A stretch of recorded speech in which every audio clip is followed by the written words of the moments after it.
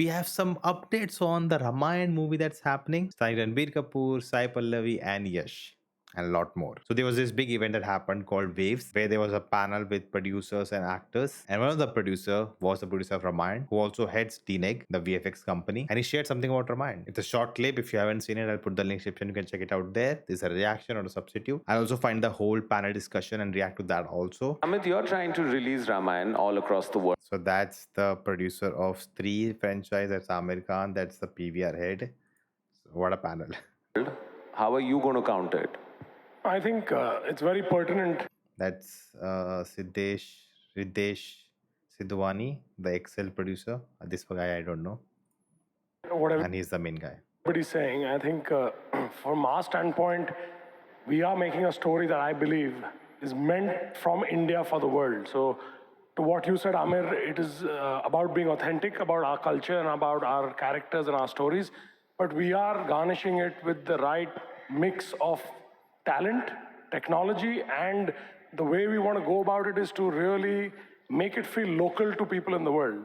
Again, with the use of some technology, we're trying to make sure that we will be able to localize the film in languages with performance, which means that it should play in English with lip sync without subtitles or dubbed versions, because It should be in English. it should be in English. In Spain, it should be in It Spanish, should be in Spanish. It should be in Japanese in Japan. which So now is possible because of technology. because of technology. That means AI. They're talking about AI. Because AI, you can actually now change the lip sync and make it work with the dub, or you're dubbing in English and that dub will fix as if it's speaking in English only. We're trying to make sure that we take our stories, maintain the authenticity of the characters and the world that we're talking about, but leverage that in a way that the rest of the world is not being challenged by the expression.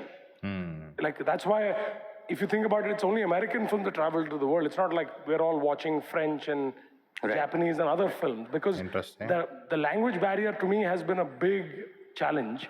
While great content will transcend it, but in general, if you want to go en masse, it is a challenge. Language is a challenge. It is a challenge, and that happens in our Today own it's country. becoming less and less. But in our own country, if you think about it, until recently, Yeah. we watch very few films from the south that are working in the Yeah. north. It's not like every other film everybody's going and watching in a Tamil film in Hindi or vice versa.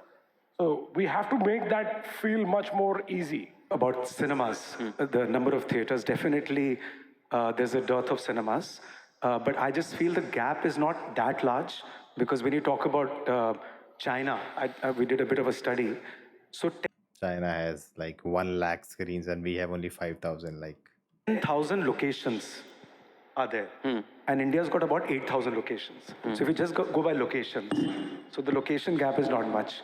Secondly, I agree that regional spread more is towards south. But at the same time, these 5,000 screens have got 1,000 seats each.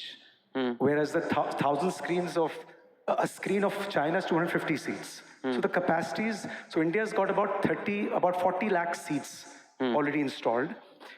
Shows we play is about 4.5 shows. So you can say about 1,80,000 shows. That's the seating capacity available on a daily basis. And last year, if I give you data, while we need to build cinemas, I agree with everyone, and I think we need to make them very carefully in the pockets where the cinemas are not available. Last year, 2024, at 134 rupees ATP, all India, because 12,000 crores is our box office, cinemas ran at 16% occupancy. 1/6. Only 88 crore people went to watch movies, as opposed to 1.2 billion. The population of this country was obviously you have frequency of people going out. So we've had a big fall post-COVID of number of people who are going. So at 16% occupancy. that's very interesting, because what he's saying that when we made 12,000 crores, like we say that they are not enough cinemas, but actually only 16% cinemas are full. Like only the existing infrastructure is not able to max out the capacity. Then what's the point of building more cinemas? But I think the question is not making more cinemas in the same place where there are multiple cinemas. I think the question is to take cinemas places where there are not many cinemas, so that more people have access and it is cheaper for them to go and watch a movie. How will the business? So talking about Ramayana, not no dubbing, no subtitles. They want to make it local in every language. That's very interesting. But if you look at it like triple R, right? Like of course, most number of people in Hollywood, like in America or wherever, saw the film on Netflix in Hindi dub, and there were subtitles. They helped that, and then there was an English dub also of the film available on Netflix itself, and in theaters also people showed up. So that made a big thing because of the content. Like if you look at RR, right? Like even if you don't understand the language, there's so much action in the film is just visual. If you just look at the visuals, you understand what's going on. It's not like it's not making any sense to you. So I think that also very important part of telling a story which transcends. I think Japan's animes, they're also visually very strong. The emotion wise they're very strong. Like I have seen most of my animes in English dub and it works better for me. I know a lot of people will come and attacking me, but that's how I've consumed and I still love it. It's like language should not become the barrier. The visuals say it all. The feelings they